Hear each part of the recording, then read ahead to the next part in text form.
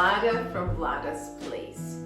Please pay no attention to my fabulous hairdo because on the days when I'm hosting and when I don't have time to fuss with my hair, I put it in a curlers like this and then I'm off to kitchen to do what I should be doing, and that is cooking and preparing for my guests. So I have company on the way and I'm preparing a dessert.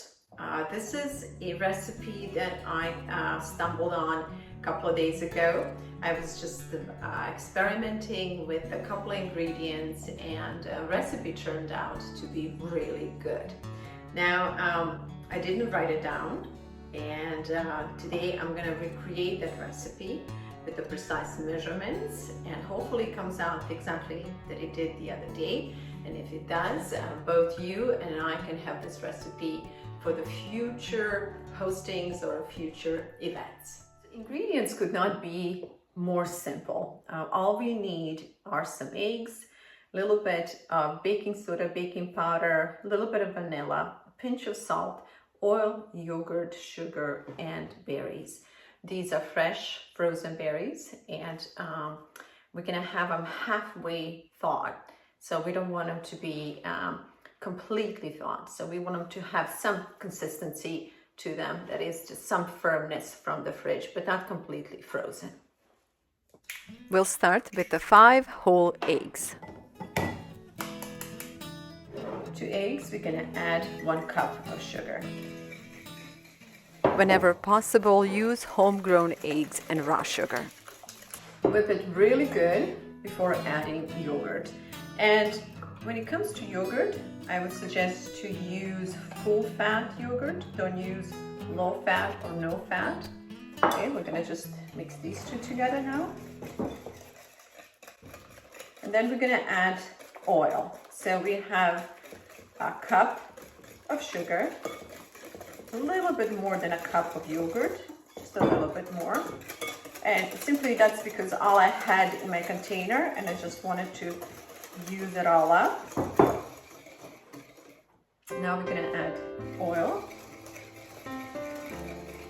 And whatever's left in a dish, you can just put it like this in a baking dish, so the rest of the oil will drain in there. And by the way, we're gonna bake this in a little Dutch oven like this.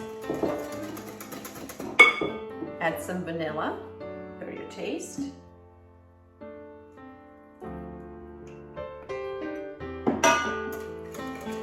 Okay, and we're gonna need a pinch of salt.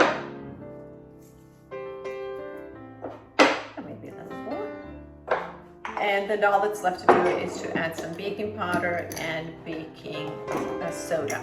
Now, I did not measure this when I was baking this originally. I just kind of, maybe it's a quarter teaspoon of baking powder and about a quarter teaspoon of baking soda. And that's it. I'm gonna mix this. And then we're just gonna layer the phyllo dough and berries, and we're gonna bake it. Wonderful thing about this recipe is that it's so delicious. When you have a first piece, you feel like, okay, I'm ready for the next one, because it's just that good. But another thing is it's very easy to make, and it's made out of a very few simple ingredients, and it's all natural. And today, in this era when everything is full of so many different chemicals and ingredients, it's really refreshing to have a dessert that's simple, easy to make, and great tasting. Okay, so we're going to the next step, which basically we're just gonna layer this. And we're gonna pour some of this mixture in between, and we're gonna layer berries as well. So what you wanna do, you wanna put about 3 to 4 sheets of phyllo dough in your dish. And I'm just gonna crumble these sheets, or just wrinkle them like this. Okay, so let's go with 4 on the bottom. Right?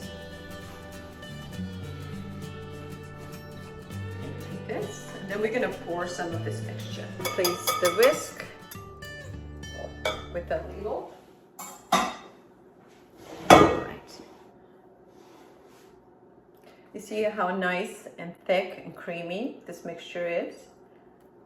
And that's exactly what we want. It looks beautiful. Okay, so I'm not going to start putting berries right away. I'm going to do a couple of layers of phyllo because the berries are moist, very moist, especially because they're frozen.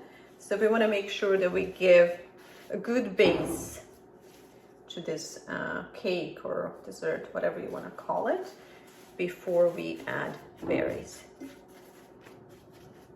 There we go. Now we're just going to sprinkle some berries.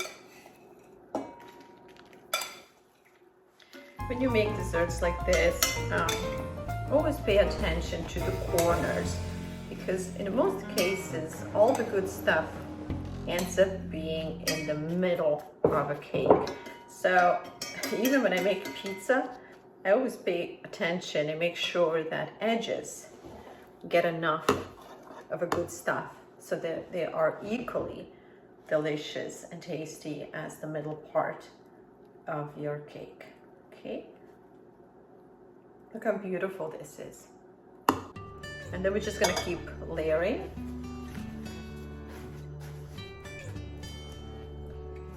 Okay, phyllo dough is such a versatile dough, and you can do so many wonderful things with it, and it's quick, and this is one of those things that I always have in my fridge for unexpected dinners or visits, because with the phyllo dough in my fridge, I'm only like a few minutes away from creating something that's delicious, unique, and something that, you know, guests like, because you have this light dough which you can stuff and fill with all sorts of things.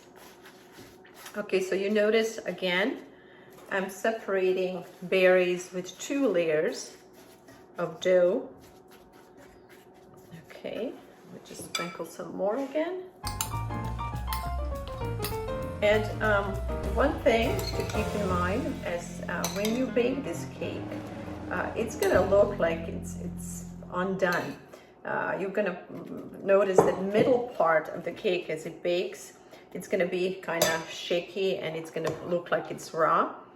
Don't be afraid. We just that extra moisture is actually what we really need in there. So we're just gonna make sure that we set the temperature right and we set it enough time so that all of this cooks properly and evaporates, the moisture evaporates.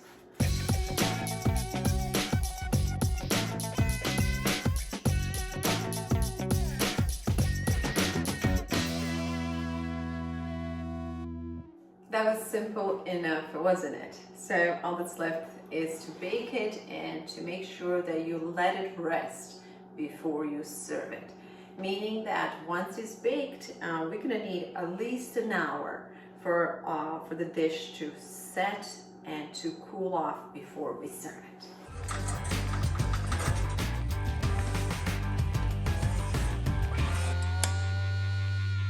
Our beautiful dessert is done, and I told you not to cut it at least an hour after it's been baked, but since I want to finish up the video, I'm gonna cut in a little bit sooner. I've let it rest for 20 minutes, and I just want to show you what this looks inside. Again, once it cools off, the layers will be nicer. See, it's still steaming, which again, not the best thing, but I'm a little bit in a rush.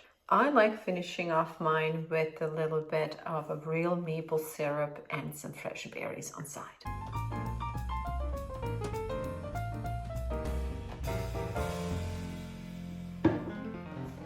Super easy to make, quick, and if desserts can be semi-healthy or semi-good for you, this is what that would look like.